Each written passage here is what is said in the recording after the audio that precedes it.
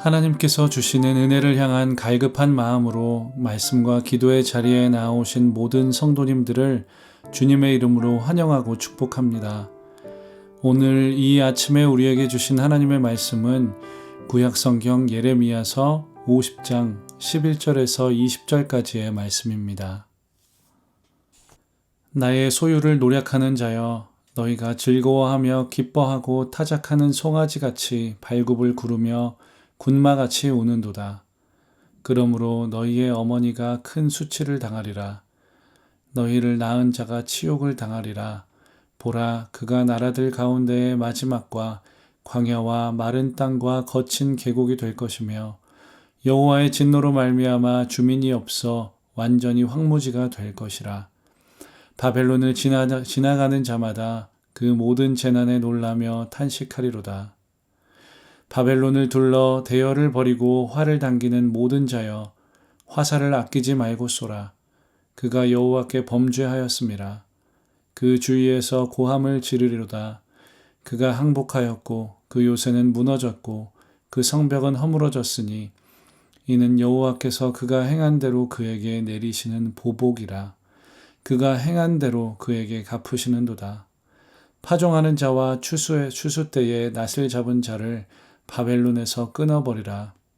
사람들이 그 압박하는 칼을 두려워하여 각기 동족에게로 돌아가며 고향으로 도망하리라.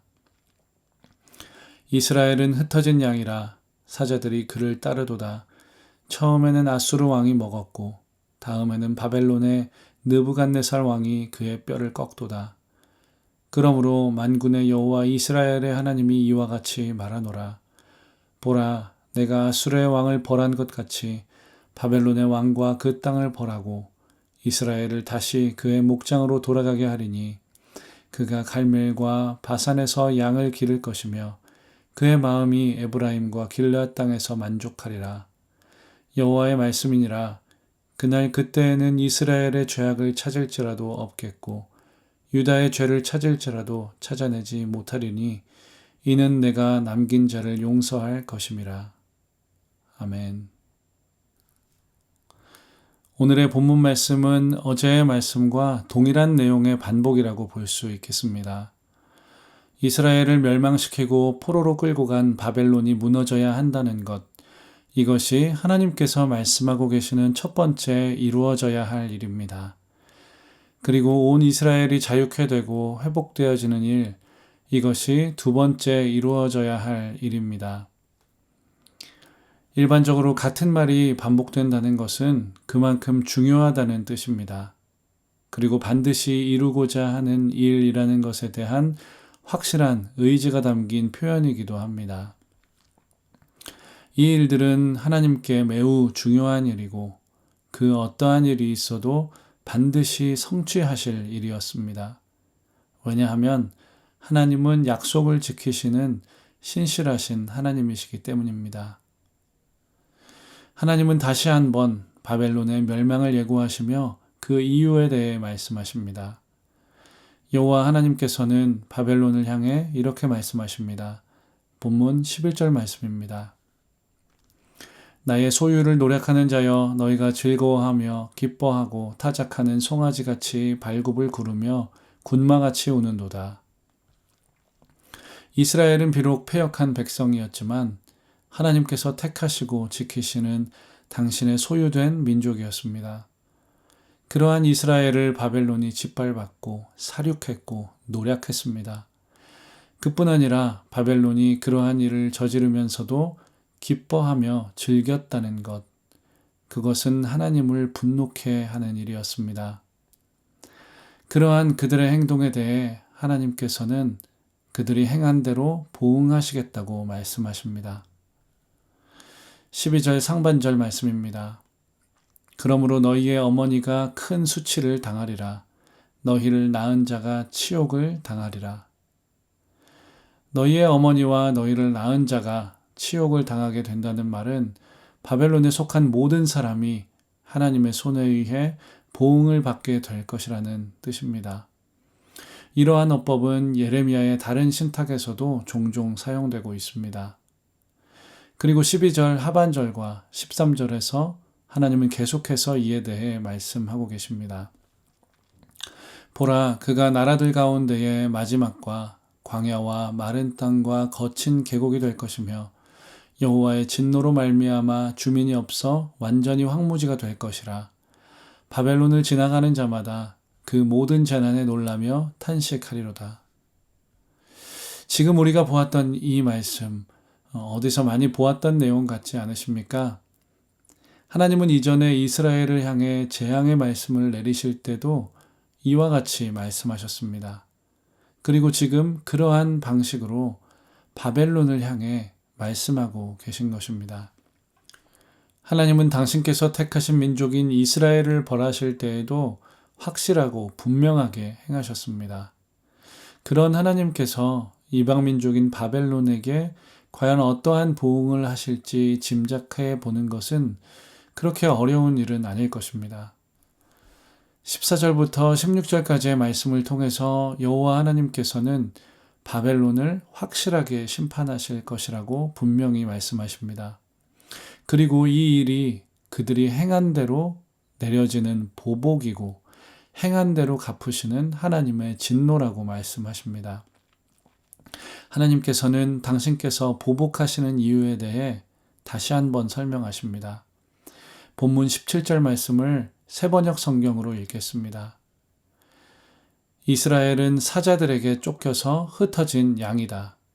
처음에는 아시리아 왕이 이스라엘을 양처럼 잡아먹었고 그 다음에는 바벨로니아 왕이 마침내 그 뼈까지 먹어치웠다.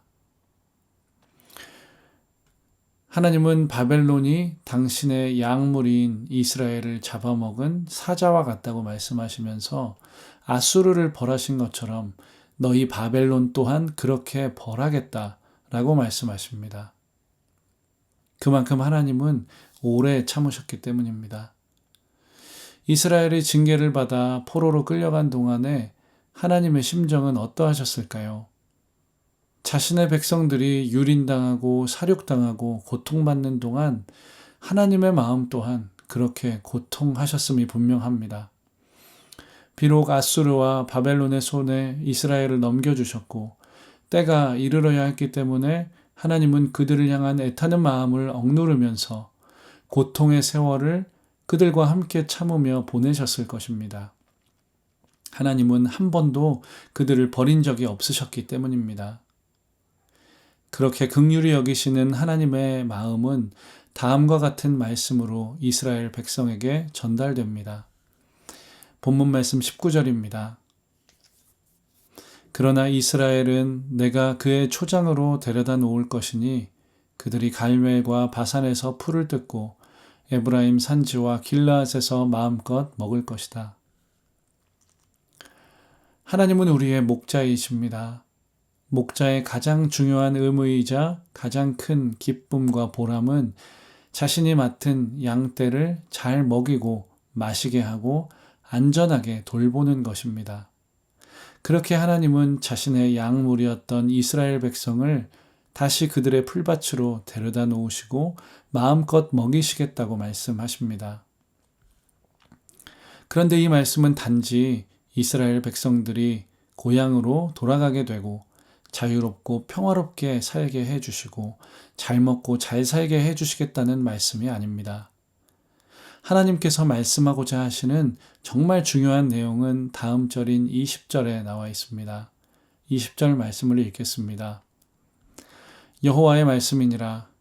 그날 그때에는 이스라엘의 죄악을 찾을지라도 없겠고 유다의 죄를 찾을지라도 찾아내지 못하리니 이는 내가 남긴 자를 용서할 것임이라. 지금 우리가 읽은 이 20절의 말씀은 예레미야 31장에서 선언되었던 새 언약이 반영된 약속의 말씀입니다. 어제 본문 말씀이었던 예레미야 50장 5절에 영원한 언약을 뜻하는 말씀이라는 것입니다. 한계가 명확했던 지난날의 언약보다 더 나은 확실하고 완전하고 영원한 언약, 바로 예수 그리스도를 통해 주어지는 새 언약을 뜻합니다. 주님께서는 고린도후서 6장을 통해 우리에게 이렇게 말씀하십니다. 지금은 은혜를 받을 만할 때요. 지금은 구원의 날이로다. 예수 그리스도를 통해 성취된 새 언약을 통해서 이 세상의 모든 죄인들을 하나님께서 환영하시고 맞아들이시는 때가 바로 지금이라는 것입니다. 이 때는 역사상 모든 인류에게 주어지지 않았음을 우리는 기억해야 합니다. 그날 그때에는 이스라엘의 죄악을 찾을지라도 없겠고 유다의 죄악을 찾을지라도 찾아내지 못하리니 하나님은 더 이상 우리에게서 죄악을 찾지 못하십니다. 아니, 찾지 않으십니다. 예수 그리스도께서 십자가 위에서 친히 모든 죄를 담당하셨기 때문입니다. 그 크신 용서를 받은 자가 바로 이 말씀을 전하고 있는 저 자신입니다. 그리고 우리입니다. 하나님과 아무 상관없었던 사람들, 심지어 하나님과 원수되었던 사람들, 큰 죄인이었던 우리가 하나님께서 허락하신 새 언약 아래에서 이토록 놀라운 자유와 은혜를 누리고 살고 있으니 이 때가 은혜의 때가 아니면 무엇이겠습니까? 다시 한번 20절 말씀을 읽겠습니다. 여호와의 말씀이니라. 그날 그때에는 이스라엘의 죄악을 찾을지라도 없겠고 유다의 죄를 찾을지라도 찾아내지 못하리니 이는 내가 남긴 자를 용서할 것임이라. 아멘. 지금 우리는 하나님께서 말씀하신 그날, 그때를 살고 있는 사람들입니다. 만약 우리가 행한 대로 하나님께 보응을 받는다면 우리는 결코 현재와 같은 모습이 아닐 것이라고 확신합니다. 우리를 끈질기게 찾아내신 우리 주님의 크신 사랑과 은혜가 지금 우리를 이 말씀과 기도의 자리로 이끄신 줄 믿으시길 바랍니다. 사랑하는 여러분, 우리는 하나님의 긍휼의 날과 자비의 때를 살아가고 있는 사람들입니다. 우리가 예배할 이유는 우리를 구원하신 주님의 은혜 하나만으로 충분합니다. 그 긍휼과 자비를 아는 사람은 그저 하나님 앞에 엎드려 경배를 드리게 될 수밖에 없습니다. 오늘날 우리에게 주어진 이 은혜가 얼마나 값지고 귀한 것인지 아는 사람들은 자신의 하루하루를 예배와 찬양으로 채워가게 됩니다.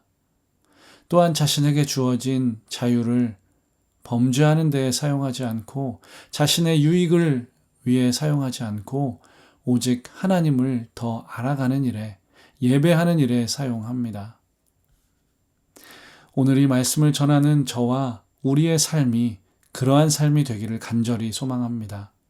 우리가 바로 하나님께서 말씀하신 그 날과 그때 은혜의 해를 살아가는 자들임을 결코 잊지 않으므로 하나님을 더욱더 뜨겁게 사랑하고 예배하며 하나님의 뜻 가운데로 즐거이 행하게 되는 믿음의 사람들이 되는 이 말씀을 전하는 제 자신과 여러분들의 삶이 되시기를 거룩하신 주님의 이름으로 간절히 기도드립니다. 아멘. 주신 말씀을 기억하며 함께 기도하겠습니다. 사랑의 하나님, 날마다 매 순간마다 우리는 새로워지기를 원합니다. 우리에게 주어진 이 은혜가 얼마나 크고 놀라운 것인지, 주님의 자비와 긍휼이 얼마나 대단하고 광대한지 날마다 새롭게 깨닫게 해 주십시오. 은혜 위에 은혜를 더해 주십시오. 이어서 우리의 마음속에 있는 개인적인 기도 제목들과 더불어서 사랑하는 우리의 가정과 다음 세대 자녀들 그리고 청년들을 위해 기도하겠습니다. 또한 임시거처에서 예배하고 있는 우리 교회에 하나님께서 예비해 놓으신 아름다운 예배 장소를 허락해 주시고 예배의 처소를 향해 나아가는 모든 과정이 하나님의 은혜와 사랑을 경험하게 되는 은혜의 통로가 될 수 있기를 기도해 주십시오.